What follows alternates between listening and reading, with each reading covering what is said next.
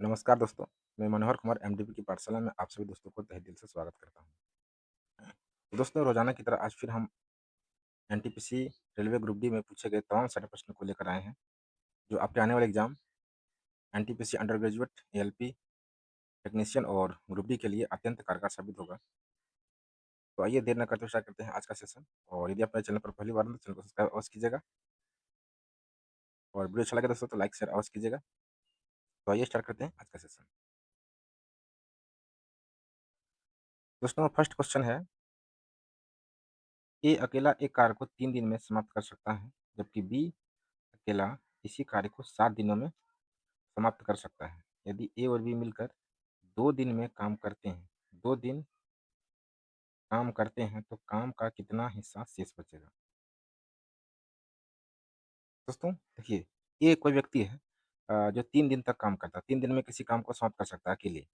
और बी जो है सो इसी काम को अकेले 7 दिन में समाप्त कर सकता है। लेकिन हुआ क्या, ए और बी मिलकर 2 दिन ही काम किया, 2 दिन काम किया। इसके बाद जो बचा हुआ है, वो पूछ रहा है कितना भाग शेष बचा हुआ है। तो सबसे पहले देखते हैं कि काम है कितना। ध्यान दीजिएगा, यहाँ पे बनाते हैं। ए जो है, ए किसी कार्य को करता है 3 दिन में। उसी प्रकार बी जो है, बी अकेले उस कार्य को 7 दिन में कर सकता है। तो काम कितना होगा? 3 सते 21 काम, 3 सते 21 काम। इसका कैपेसिटी निकाला थे 3 सते 21 और 7 तिया 21, यानी टोटल काम 21 है। और इसका कैपेसिटी देखिए दोस्तों, ये 3 दिन में करता है, तो इसका मतलब कैपेसिटी कितना हो गया? 7 का कैपेसिटी, यानी एक दिन में वो 7 काम करता होगा। और अगर काम 21 है और इसका जो 7 दिन में करता है, इसका मतलब कैपेसिटी इसका हो गया 3। दोस्तों अगर दोनों एक दिन काम करेगा तो 3 और ये 7 और 3 10 काम कर देगा, क्योंकि ये करता है 7 काम, ये करेगा 3 काम, तो 10 काम हो जाएगा। और दोनों मिलकर कितना काम किया? क्या दिन काम किया? साथ में 2 दिन काम किया। अगर एक दिन में 10 काम करेगा तो 2 दिन में कितना काम करेगा? 10 दूना 20 काम। कितना होगा? 20 काम। इसी प्रकार 20 काम हो गया, टोटल काम कितना है? 21। अब दोस्तों 21 में से 20 तो हो गया, तो बचा कितना? 21 में से अगर 20 हो गया तो मेरे पास एक बचा है। कितने में से? 21 में से। 21 में से एक काम बचा है। और यही दोस्तों इस सवाल का सही जवाब होगा, क्योंकि यही जो है सो शेष काम बचा है। 20 काम तो कर दिया था, शेष कितना बचा है? 1/21, जो आपका ऑप्शन नंबर डी में दिया गया है। उम्मीद करते हैं कि आपको क्वेश्चन जो है सो समझ आया होगा। तो आइए नेक्स्ट क्वेश्चन देखते हैं। नेक्स्ट क्वेश्चन है दोस्तों आपके समक्ष, यदि समीकरण x square minus 19x plus 88 बराबर 0 का एक मूल दिया है 8, और तो दूसरा मूल क्या होगा? यहाँ पे हम समीकरण लिखते हैं, ध्यान दीजिएगा। समीकरण दिया हुआ है एक्स स्क्वायर माइनस 19x, 19 है दोस्तों, 19 प्लस 88 बराबर 0। तो यहाँ पे ए का मान क्या होगा? ए का मान हो जाएगा 1। बी का मान कितना हो जाएगा? बी का मान -19। और सी का मान कितना हो जाएगा? तो सी का मान हो जाएगा 88। अब ए बी सी लिख लिए। हमें पूछा है कि अल्फा, अल्फा और बीटा दो मूल होता है दोस्तों। अल्फा और बीटा दो मूल होता है कि नहीं? अल्फा बीटा दो मूल होता है। इसमें से एक मूल आपका अल्फा का मान लीजिए 8 दिया है, और आपसे पूछा जा रहा है कि बीटा का मान क्या होगा? अल्फा और बीटा, अल्फा का मान लीजिए 8 दिया है, तो बीटा का मान क्या होगा ये पूछा जा रहा है, क्योंकि दो मूल में से एक मूल दे दिया, एक मूल मांगा है। दोस्तों आप आपको फार्मूला हम बताए थे इससे पहले का सेशन में। एक फार्मूला आता है अल्फा इंटू बीटा, और इसका सूत्र होता है C by A. Alpha into beta बराबर क्या होता है? C by A. तो अल्फा का मान तो 8 दिया है, लिख दिए। बीटा नहीं पता है। सी का मान कितना? देखिए सी का मान हो जाएगा 88, और ए का मान कितना है? 1। तो नीचे रख दिए। अब दोस्तों यहाँ से भी कटेगा, क्योंकि दोनों बीच में गुना होता है। ये जब 8 से इसको काटेंगे कितना बार कटेगा? 11 बार में। नीचे में 1 है, कोई फर्क नहीं पड़ेगा। अर्थात जो बीटा का मान निकला वो निकला 11, और यही दूसरा मूल होगा दोस्तों। दूसरा मूल यही होगा, ऑप्शन नंबर बी इस सवाल का सही जवाब होगा। देखिए ऑप्शन नंबर बी में। और ये प्रश्न आपका एनटीपीसी में पूछा गया था 2021 को। हम यहाँ देख पा रहे हैं डेट लिखा हुआ है। तो इसका आंसर क्या हो जाएगा? Option number B. आइए अब नेक्स्ट क्वेश्चन बनाते हैं। 3 नंबर प्रश्न है, समांतर श्रेणी 3, 8, 13, 18, 23 डॉट डॉट डॉट का 50वां पद क्या होगा? इसमें देखिए 50वां पद पूछा है। अब यहाँ पे ध्यान दीजिएगा, ये हो गया पहला पद, ये दूसरा पद, ये तीसरा पद, ये चौथा पद, ये 5वां पद। इसी तरह से हमको 50वां पद पूछा है। तो पहला पद ए, A1 हो गया पहला पद, इसका मान कितना है 3। इसी प्रकार A2 का मान कितना है 8। A2 का मान कितना है 8। अब इसमें दोस्तों हमको निकालना सबसे पहले सारवंतर D का मान निकालना है। तो D का मान निकालने के लिए क्या करना है, A2 में से A1 को घटा देना है। किसी को भी घटा सकते हैं आप, जैसे ये वाला A3 में से भी A2 घटा सकते हैं। यहाँ से यहाँ यानी A4 को A3 से घटा सकते हैं। तो किसी को भी घटा दीजिए, कोई फर्क नहीं पड़ेगा। 8 में से अगर हम 3 घटाएं कितना आया मेरे पास 5 आया। कितना आ गया 5। तो A1 का मान हो गया पता हमें। A1 को A भी कहा जाता है दोस्तों, ध्यान लीजिएगा। A1 को ही A कहते हैं। और D का मान आ गया 5। अब हमको निकालने के लिए कहा गया 50वां पद, यानी A 50 कितना 50वां पद बोला है।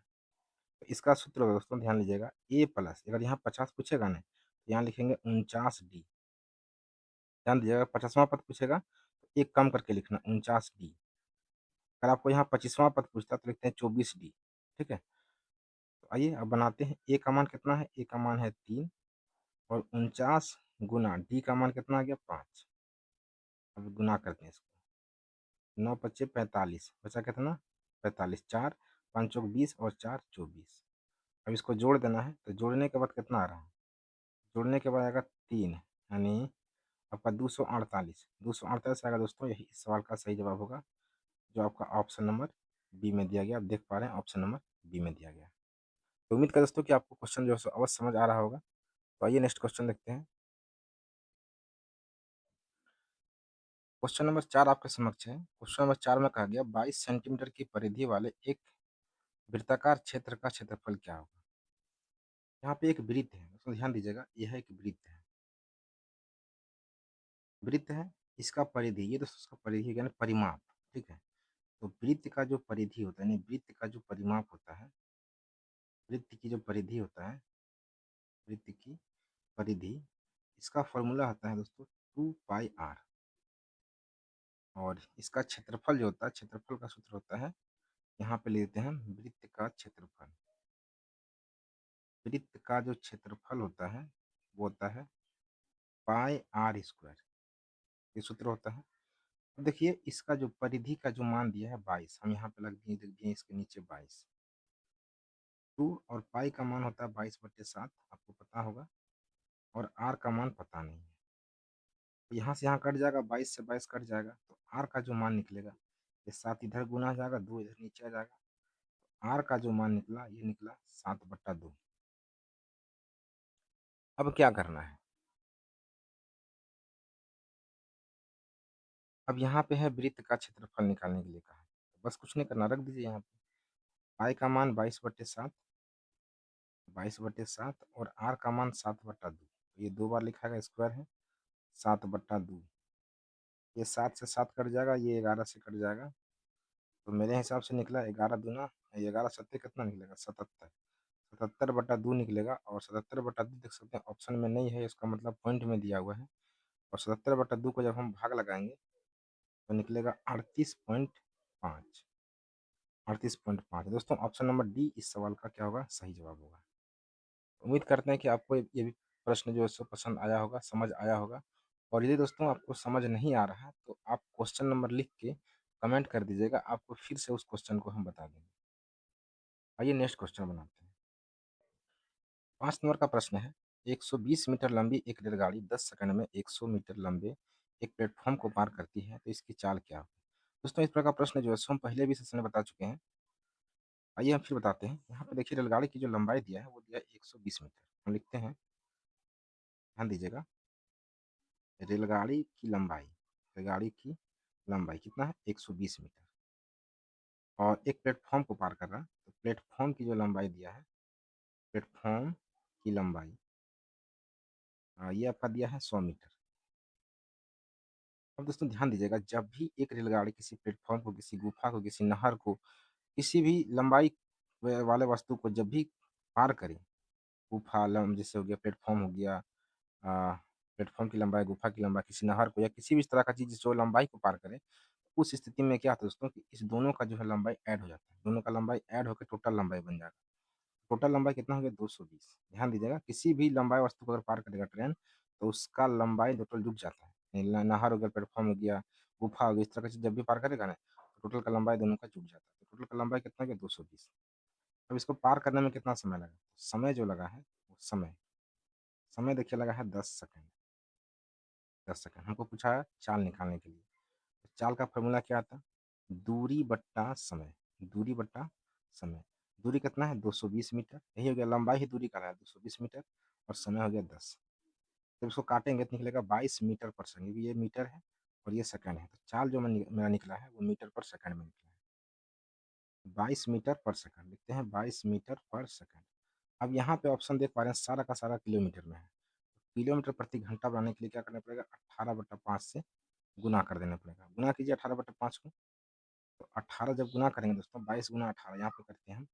22 गुना 18, तो 18 दूना 36 यानी 360, और फिर 18 दूना 36, तो ये हो गया 6 9 और ये 3, 396 आ जाएगा। ऊपर में 396/5, अब 5 को भाग लगा दीजिए 396 से, तो आपका कटेगा 5 सत्ते 35, बचा 4, ये 6, 5 नाम 45,